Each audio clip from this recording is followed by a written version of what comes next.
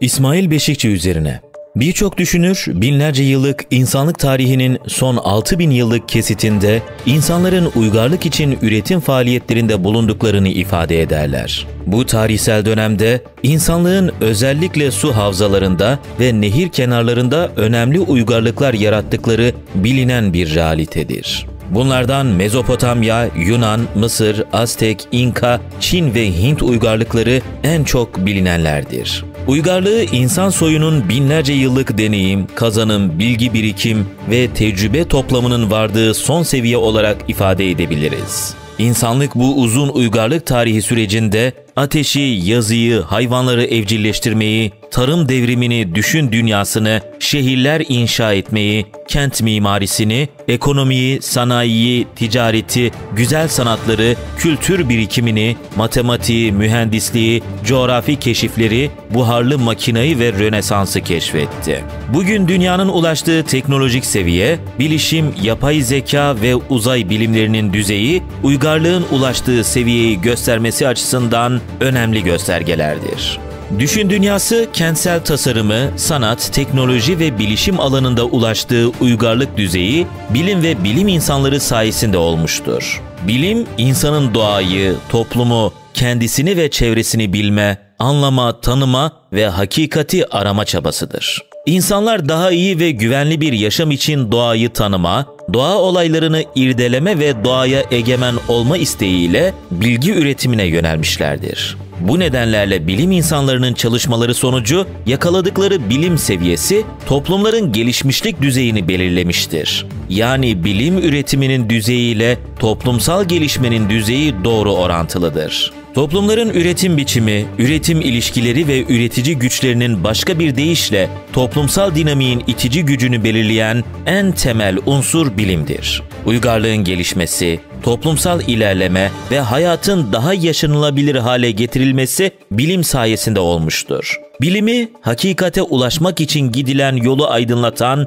bir ışık olarak tarif edebiliriz. Bilim yöntemi ise insanın kendisini, içinde yaşadığı dünyadaki, doğadaki ve toplumdaki olguları ve olgusal ilişkileri kavramak, bilmek ve anlamak için gözlem, deney ve ölçme işlemlerini kullandığı bir düşünce sistemi olarak tanımlanabilir.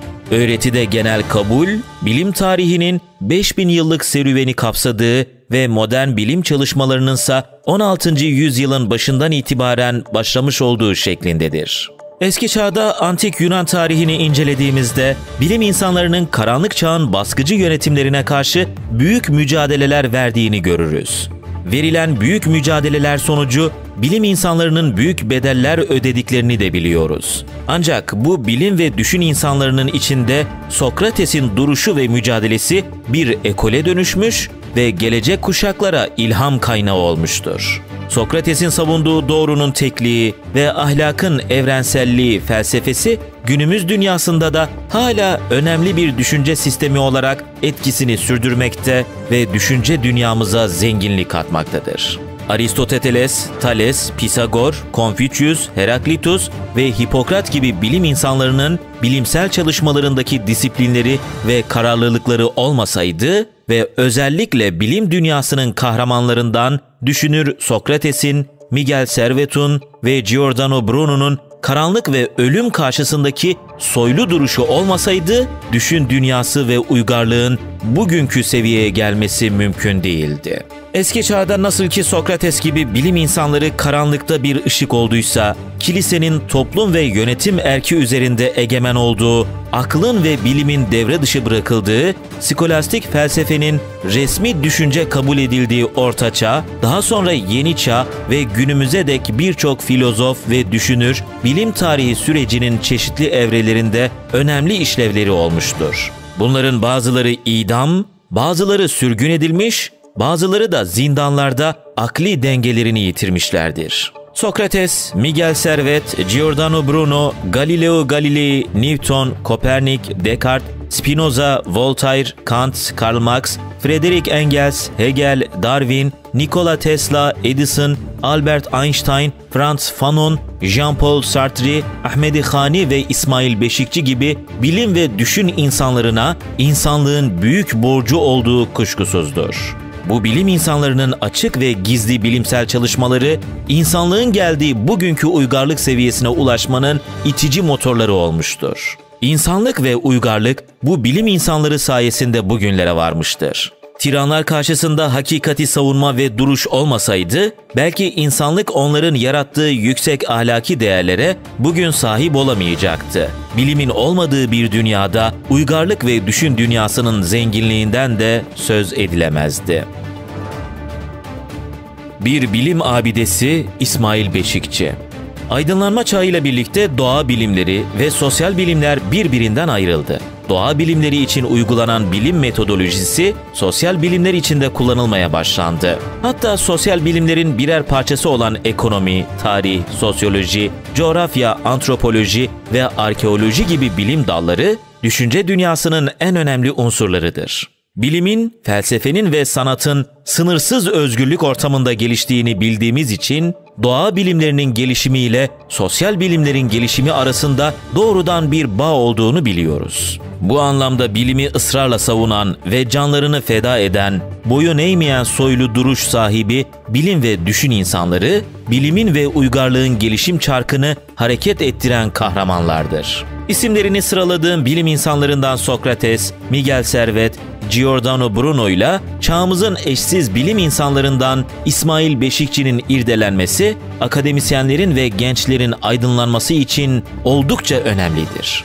Bu konunun akademide tez ve etüt çalışmalarıyla zenginleştirilmesi gerekmektedir. Birçok aydın, akademisyen ve toplum içerisindeki bireylerin İsmail Beşikçi ile ilgili bilgilerinin yüzeysel ve oldukça yetersiz olduğu açıktır.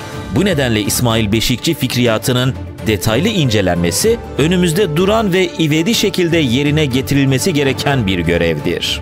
Sıraladığım genel bilgiler ışığında günümüzün seçkin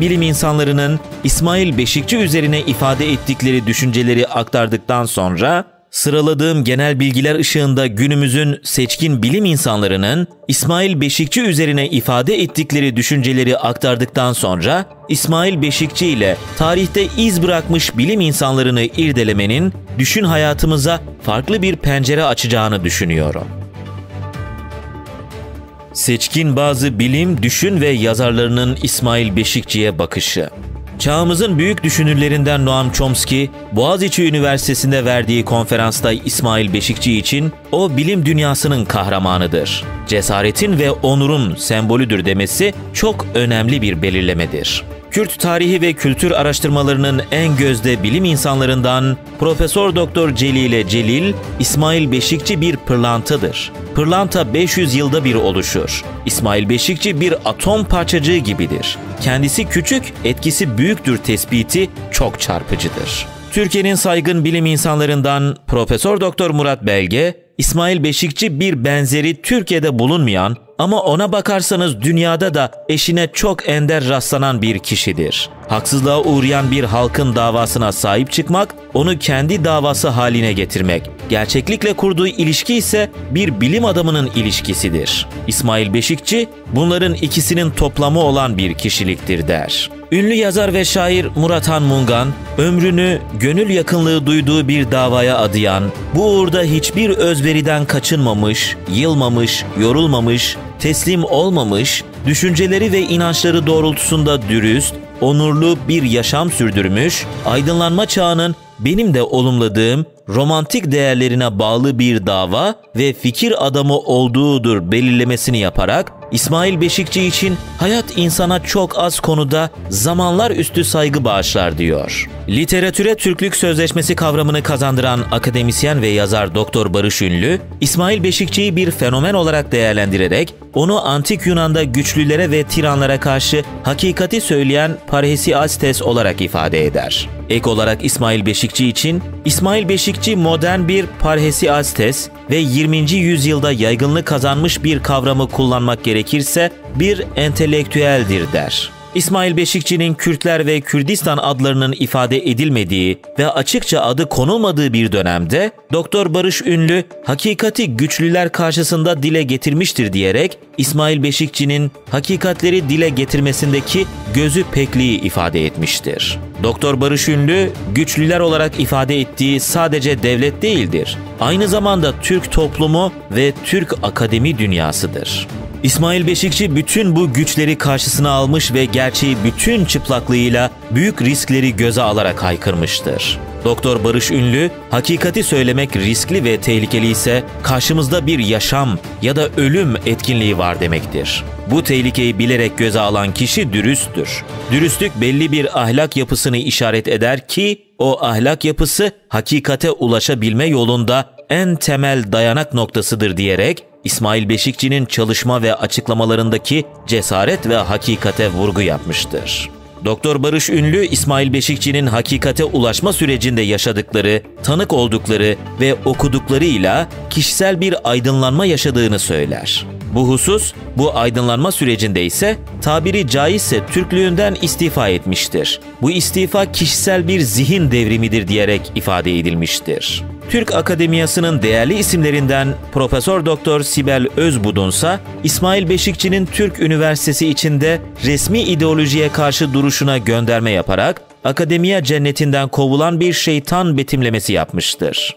Resmi ideolojinin emir ve talimatları doğrultusunda çalışmalar yürüten Türk akademisyenlerinin kurdukları bilim dışı cennete itiraz ettiği için İsmail Beşikçi bu cennetten aforoz edilmiştir. Değerli bilim insanı Profesör Doktor Selahattin Güllülü İsmail Beşikçi için o asla kendini gizleyen biri değildi. İnandığı fikirleri savunurken ufak tefek görünüşü birden devleşiyor, ciddi boyutlardaki tehditler karşısında bile ödünsüz tavrını asla değiştirmiyordu. Öteden beri yargım, onun bir bilim adamı olmaktan çok bir fikir ve inanç adamı olduğu yolundaydı. Bu yargım bugün de değişmiş değil. İsa gibi hiç yılıp yorulmadan kendi çarmıhını sırtında taşıyan bir inanç adamı ifadelerini kullanmıştır. Bu konuya ilişkin yüzlerce aydın ve bilim insanının İsmail Beşikçi'ye ilişkin benzer yazılarını sıralayabiliriz. Ancak konumuzu dağıtmamak için seçkin bazı isimlerin söyledikleri ve yazdıklarının yeterli olacağı kanısındayım.